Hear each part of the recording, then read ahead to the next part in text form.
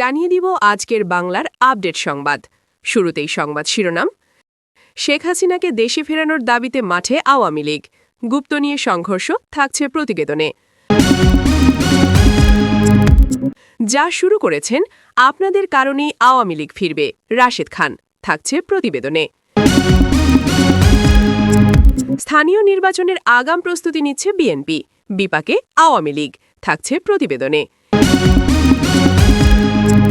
শিবির ছাত্রলীগ সমন্বয়ের গুঞ্জন, উত্তপ্ত রাজনৈতিক অঙ্গন, থাকছে প্রতিবেদনে। চট্টগ্রামে ঝটিকা মিছিল, নিষিদ্ধ আওয়ামী লীগ ছাত্রলীগের ১২ নেতাকর্মী গ্রেফতার, থাকছে প্রতিবেদনে। এতক্ষণ শুনতেছিলেন সংবাদ শিরোনাম, এখন বিস্তারিত। শেখ হাসিনাকে দেশে ফেরানোর দাবিতে মাঠে আওয়ামী লীগ, গুপ্ত ইস্যুতে সংঘর্ষ। দেশের রাজনৈতিক অঙ্গনে নতুন করে উত্তেজনা ছড়িয়েছে বাংলাদেশ আওয়ামী লীগের কর্মসূচিকে ঘিরে। দলটির পক্ষ থেকে শেখ হাসিনাকে দেশে ফেরানোর দাবিতে বিভিন্ন স্থানে বিক্ষোভ ও সমাবেশের আয়োজন করা হচ্ছে বলে জানা গেছে। এর মধ্যেই গুপ্ত নামে আলোচিত একটি ইস্যুকে কেন্দ্র করে কয়েকটি স্থানে সংঘর্ষের ঘটনাও ঘটেছে, যা পরিস্থিতিকে আরও জটিল করে তুলেছে। দলীয় নেতাকর্মীরা বলছেন, শেখ হাসিনার অনুপস্থিতিতে দেশের রাজনৈতিক ভারসাম্য বিঘ্নিত হচ্ছে এবং গণতান্ত্রিক প্রক্রিয়া বাধাগ্রস্ত হচ্ছে। তাই দ্রুত তাকে দেশে ফিরিয়ে এনে স্বাভাবিক রাজনৈতিক কার্যক্রমে অংশগ্রহণের সুযোগ নিশ্চিত করতে হবে, এমন দাবিই তুলে ধরছেন তারা। এই দাবিকে সামনে রেখে রাজধানীসহ বিভিন্ন জেলায় কর্মসূচি পালন করা হচ্ছে। তবে এসব কর্মসূচিকে ঘিরে উত্তেজনা বাড়তে থাকে যখন গুপ্ত ইস্যু নিয়ে সামাজিক যোগাযোগ মাধ্যমে তর্ক-বিতর্ক ছড়িয়ে পড়ে। প্রত্যক্ষদর্শীদের মতে কিছু স্থানে এই বিতর্ক মুখোমুখি অবস্থানে রূপ নেয় এবং এক পর্যায়ে সংঘর্ষে জড়িয়ে পড়ে বিভিন্ন পক্ষের কর্মীরা। সংঘর্ষে কয়েকজন আহত হয়েছেন বলে জানা গেছে, যদিও সঠিক সংখ্যা নিশ্চিত করা যায়নি। আইন শৃঙ্খলা রক্ষাকারী বাহিনী জানিয়েছে, পরিস্থিতি নিয়ন্ত্রণে রাখতে তারা সতর্ক অবস্থানে রয়েছে এবং যে কোনো ধরনের সহিংসতা কঠোরভাবে দমন করা হবে। ইতোমধ্যে কিছু এলাকায় অতিরিক্ত পুলিশ মোতায়েন করা হয়েছে এবং উত্তেজনাপূর্ণ এলাকাগুলোতে টহল জোরদার করা হয়েছে। রাজনৈতিক বিশ্লেষকদের মতে এই ধরনের ইস্যুভিত্তিক উত্তেজনা মূলত বৃহত্তর রাজনৈতিক প্রতিদ্বন্দ্বিতারই প্রকাশভঙ্গি। তারা বলছেন, যখন বড় কোনো রাজনৈতিক দাবিকে কেন্দ্র করে আন্দোলন গড়ে ওঠে, তখন বিভিন্ন উপ ইস্যু বা গুজব সেটিকে আরও উস্কে দিতে পারে। গুপ্ত ইস্যুটিও তেমনই একটি প্রভাবক হিসেবে কাজ করছে বলে মনে করছেন তারা। অন্যদিকে সাধারণ মানুষের মধ্যে উদ্বেগ বাড়ছে। অনেকেই আশঙ্কা করছেন, এভাবে উত্তেজনা বাড়তে থাকলে তা বড় ধরনের সহিংসতায় রূপ নিতে পারে, যা সামগ্রিক আইন শৃঙ্খলা পরিস্থিতির ওপর নেতিবাচক প্রভাব ফেলবে। এ পরিস্থিতিতে সংশ্লিষ্ট সকল পক্ষকে সংযত থাকার আহ্বান জানিয়েছেন বিশ্লেষক ও সুশীল সমাজের প্রতিনিধিরা। তারা বলছেন, রাজনৈতিক মতপার্থক্য থাকলেও তা সহিংসতায় রূপ নেওয়া উচিত নয়। সংলাপ ও শান্তিপূর্ণ উপায়ে সমাধান খোঁজার ওপর গুরুত্ব দেওয়া প্রয়োজন। বর্তমানে পরিস্থিতি পুরোপুরি স্বাভাবিক না হলেও নিয়ন্ত্রণে রয়েছে বলে সংশ্লিষ্ট সূত্র জানিয়েছে। তবে উত্তেজনা প্রশমনে দ্রুত কার্যকর পদক্ষেপ না নিলে ভবিষ্যতে আরও যা শুরু করেছেন আপনাদের কারণেই আওয়ামী লীগ ফিরবে। রাশেদ খান ছাত্র শিবিরের উদ্দেশ্যে বলেছেন, যা শুরু করেছেন আপনাদের কারণেই আওয়ামী লীগ ফিরবে। বুধবার রাতে এক ফেসবুক স্ট্যাটাসে তিনি কথা বলেন। রাশেদ খান লিখেছেন, শিবির তাদের সকল নেতাকর্মীকে প্রকাশ্যে আনলে বেশ কিছু সমস্যা হতে পারে বলে তারা মনে করছে। এর বড় একটি কারণ সরকারি চাকরি-বাকরি। যেহেতু জামায়াত ক্ষমতায় আসতে পারেনি, সুতরাং শিবিরের সবাই প্রকাশ্যে আসলে সরকারি চাকরি-বাকরিতে সমস্যা হতে পারে। রাজনৈতিক কারণ দেখিয়ে ভেরিফিকেশনে বাদ পড়ে যাবে। এ কারণে শিবির তার বড় একটি অংশকে সাধারণ শিক্ষার্থীর পরিচয় রেখে পায়। এছাড়া আরেকটি অংশকে ক্ষমতাসীনদের মধ্যে অনুপ্রবেশ করায়। এতে ক্ষমতাসীনদের ছত্রছায়ায় চাকরি-বাকরিতে ভালো সুযোগ সুবিধা পায়। এখন যদি সবাইকে শিবির ওপেন করে ফেলে, তখন উপরিউক্ত সুযোগ থেকে বঞ্চিত হতে পারে বলে তারা মনে করছে। গণ অধিকার পরিষদের সাবেক এই সাধারণ সম্পাদক লিখেছেন, তবে শিবিরের এই পলিসির কারণে ক্ষতিগ্রস্ত হচ্ছে সাধারণ শিক্ষার্থীরা। একটা বড় ধরনের সন্দেহ সংশয় সৃষ্টি হয় যে সেই কি সাধারণ শিক্ষার্থী না শিবির। এটা একটা বড় ধরনের সংকট। প্রকাশ্য রাজনীতি নিয়ে রাশেদ খান লিখেছেন, দেশকে এই সংকট থেকে বাঁচাতে শিবিরের উচিত প্রকাশ্য রাজনীতি রপ্ত করা। তাদের মনে রাখা উচিত দেশে গণ অভ্যুত্থান হয়েছে, এখন চাকরি বাকরিতে মেধা থাকলে বাদ দেওয়ার সুযোগ নেই। কিন্তু এজন্য তো রাজনীতির গুণগত পরিবর্তনেও আপনাদেরও ভূমিকা রাখতে হবে। সরকারকে বিরোধী দল হিসেবে সহযোগিতা করতে হবে, কিন্তু সহযোগিতা না করে সারাক্ষণ নব্য ফ্যাসিবাদ, চাঁদাবাজ, সংস্কার বিরোধী ১৬ দিনের মধ্যে পতন ঘটাবেন, আরেকটা গণ অভ্যুত্থানের মাধ্যমে বিএনপিকে আওয়ামী লীগের অবস্থা করবেন বলে হুমকি দেবেন, বিষদগার করবেন, আবার সব ক্ষেত্রে সমান সুযোগও চাইবেন, সেটা অন্তত বাংলাদেশের বাস্তবতায় হয় না। শিবিরের উদ্দেশ্যে তিনি লিখেছেন, সেই সহনশীল পরিবেশ তৈরি করতে আপনাদের যথেষ্ট সহনশীল হতে হবে, নতুবা যা শুরু করেছেন আপনাদের কারণেই আওয়ামী লীগ ফিরবে, আর লীগ ফিরলে সব হাউকাউ কিন্তু তারাই বন্ধ করে দেবে। স্থানীয় নির্বাচনের আগাম প্রস্তুতি নিচ্ছে বিএনপি, বিপাকে আওয়ামী লীগ। সিটি কর্পোরেশন, পৌরসভা এবং জেলা, উপজেলা ও ইউনিয়ন পরিষদ নির্বাচনের দিনক্ষণ এখনও চূড়ান্ত হয়নি। কবে নাগাদ এসব নির্বাচনের তফসিল ঘোষণা হবে সেটাও স্পষ্ট নয়। তবুও স্থানীয় সরকার প্রতিষ্ঠানের এসব নির্বাচন ঘিরে তৎপরতা চালাচ্ছেন বিএনপির তৃণমূল নেতাকর্মীরা। আইন সংশোধন হওয়ায় এবার দলীয় প্রতীকে ভোট না হওয়ার সুযোগে একাধিক সম্ভাব্য প্রার্থী মাঠে রয়েছেন। তারা ইতোমধ্যে এলাকায় এলাকায় গণসংযোগ করছেন। তাদের পোস্টার, ফেস্টুন ও ব্যানারে শয়লাভ হাটবাজার, গুরুত্বপূর্ণ সড়কের অলিগলি ও জনসমাগমস্থল। নিজেদের পরিচিতি তুলে ধরতে বিভিন্ন সামাজিক ও রাজনৈতিক কর্মসূচিতে অংশ নিচ্ছেন এসব প্রার্থী। ভোটারদের মনোযোগ টানতে ব্যক্তিগত যোগাযোগের পাশাপাশি সামাজিক যোগাযোগ মাধ্যমেও জোর দিচ্ছেন তারা। সরকারের বিভিন্ন উদ্যোগ তুলে ধরে দিচ্ছেন নানা প্রতিশ্রুতি।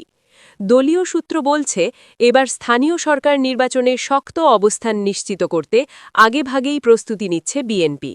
জাতীয় নির্বাচনের সাফল্যের ধারাবাহিকতা ধরে রাখতে মাঠে সক্রিয়ভাবে কাজ করছেন নেতাকর্মীরা। জানতে চাইলে বিএনপির সিনিয়র যুগ্ম মহাসচিব ও প্রধানমন্ত্রীর উপদেষ্টা রুহুল কবির রিজভী যুগান্তরকে বলেন, স্থানীয় নির্বাচনকে কেন্দ্র করে আমাদের দলীয় প্রস্তুতি রয়েছে। নির্বাচনের দিনক্ষণ ঘোষণা হওয়ার পর দলীয় পূর্ণ শক্তি নিয়ে সবাই নেতাকর্মী ভোটের মাঠে নামবে। এজন্য কোদাল দিয়ে মাঠ তৈরি করতে হবে না। সরকারের কার্যক্রমের সাফল্যতায় জাতীয় নির্বাচনের সাফল্য স্থানীয় সরকার নির্বাচনেও পড়বে বলে মনে করেন বিএনপির এ সিনিয়র নেতা। তিনি বলেন, সরকার গঠনের পর গত ২ মাসে ক্ষমতাসীন বিএনপি সরকারের যে অর্জনগুলো রয়েছে তাতে জনমনে ইতিবাচক ধারণা তৈরি হয়েছে। এই কারণেই আমাদের নেতাকর্মীরা অধিকাংশ স্থানে বিজয়ী হবে। চলতি বছরের ১২ই ফেব্রুয়ারি অনুষ্ঠিত ত্রয়োদশ জাতীয় সংসদ নির্বাচনে নিরঙ্কুশ জয়ে সরকার গঠন করে বিএনপি। এবার দলটির নজর স্থানীয় সরকার নির্বাচনে। এই নির্বাচনের তফসিল ঘোষণা না হলেও সরকার থেকে বলা হচ্ছে শিগগিরই অনুষ্ঠিত হবে এই নির্বাচন। তারই ধারাবাহিকতায় ঢাকাসহ অন্যান্য সিটি কর্পোরেশন, ইউনিয়ন, পৌরসভা ও উপজেলা পর্যায়ে সম্ভাব্য প্রার্থী হওয়ার প্রস্তুতি নিচ্ছেন অনেকেই। কেউ কেউ আনুষ্ঠানিকভাবে প্রার্থিতা ঘোষণা করেছেন। স্থানীয় সরকার নির্বাচনে দলীয় প্রতীক থাকছে না, এমনটা ধরে নিয়েই এগোচ্ছেন বিএনপির নেতাকর্মীরা।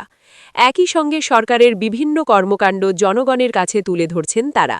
জানা যায়, ইতোমধ্যে ঢাকার ২ সিটি কর্পোরেশন এলাকায় অনেকেই মেয়র ও কাউন্সিলর পদে প্রার্থী হওয়ার ঘোষণা করেছেন। দেয়ালে দেয়ালে শোভা পাচ্ছে তাদের পোস্টার ও ফেস্টুন। বিভিন্ন ইস্যুতে এলাকাভিত্তিক নানা কর্মসূচিতে অংশ নিচ্ছেন। একই চিত্র তৃণমূলেও।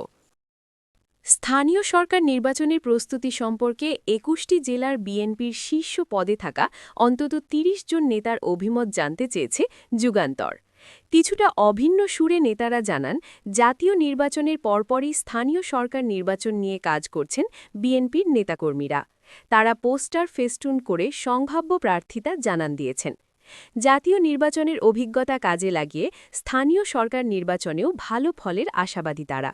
এজন্য দলীয় সংগঠনকে আরও সক্রিয় ও সুসংগঠিত করার উদ্যোগ নেওয়া হয়েছে। আগামী এই তৎপরতা নির্বাচনী প্রতিদ্বন্দ্বিতাকে আরও তীব্র করে তুলবে বলেও মনে করে বিএনপির তৃণমূল। একই সঙ্গে এসব নির্বাচনে দলীয় প্রতীক না থাকার সুযোগে একাধিক প্রার্থী যাতে ভোটের মাঠে প্রতিদ্বন্দ্বিতায় না থাকে সে বিষয়েও নজর রাখা হচ্ছে। বিএনপির ঢাকা বিভাগীয় সাংগঠনিক সম্পাদক কাজী সাইয়েদুল আলম বাবুল যুগান্তরকে বলেন, স্থানীয় নির্বাচন নিয়ে আমাদের দলের নেতাকর্মীদের প্রস্তুতি আছে। যে যার মতো করে নিজ নিজ এলাকায় কাজ করছেন। তবে দল থেকে এ বিষয়ে এখনও আনুষ্ঠানিকভাবে কোনো নির্দেশনা দেওয়া হয়নি। তিনি বলেন, অনেকেই মাঠ পর্যায়ে নির্বাচনের প্রস্তুতি নিয়ে রেখেছেন। কে কোন পদে নির্বাচন করবেন সেটি জানান দিচ্ছেন। আমাদেরও অনেকেই বলে রাখছেন যে তারা এলাকায় নির্বাচনী কর্মকাণ্ড চালাবেন। তবে কেন্দ্র থেকে যে সিদ্ধান্ত আসবে সেটি সম্ভাব্য প্রার্থীরা মেনে নেবেন। উপজেলা পরিষদ নির্বাচনের প্রস্তুতি নিচ্ছেন ভোলার মনপুরা উপজেলা বিএনপির আইন বিষয়ক সম্পাদক অ্যাডভোকেট সালাউদ্দিন আহমেদ প্রিন্স। তিনি যুগান্তরকে বলেন, এলাকাবাসী চান আমি চেয়ারম্যান পদে নির্বাচন করি। জনগণের এই দাবিকে স্বাগত জানিয়ে আমি প্রস্তুতি নিচ্ছি। তিনি বলেন, বিগত সময়ে মনপুরাবাসীর পাশে ছিলাম, এখনও আছি।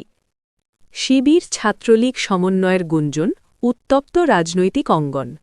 দেশের রাজনৈতিক অঙ্গনে নতুন করে আলোচনার জন্ম দিয়েছে দুই ভিন্ন ধারার ছাত্র সংগঠন, বাংলাদেশ ইসলামী ছাত্র শিবির এবং বাংলাদেশ ছাত্রলীগ এর মধ্যে সম্ভাব্য সমন্বয়ের গুঞ্জন। আদর্শিক অবস্থানে বিপরীত মেরুর এই দুই সংগঠনকে ঘিরে এমন আলোচনা ছড়িয়ে পড়ায় রাজনৈতিক মহলে তৈরি হয়েছে বিস্ময়, সন্দেহ এবং উত্তেজনা। সাম্প্রতিক সময়ে সামাজিক যোগাযোগ মাধ্যমে ছড়িয়ে পড়া কিছু পোস্ট ও গোপন বৈঠকের খবরকে কেন্দ্র করেই মূলত এই গুঞ্জনের সূত্রপাত। যদিও উভয় সংগঠনের দায়িত্বশীল নেতারা আনুষ্ঠানিকভাবে এমন কোনো সমন্বয়ের বিষয়ে অস্বীকার করেছেন, তবুও বিভিন্ন মহলে বিষয়টি নিয়ে আলোচনা থামছে না। রাজনৈতিক বিশ্লেষকদের একাংশ মনে করছেন, বর্তমান রাজনৈতিক বাস্তবতায় কৌশলগত সমঝোতা বা অস্থায়ী সমন্বয়ের সম্ভাবনা পুরোপুরি উড়িয়ে দেওয়া যায় না।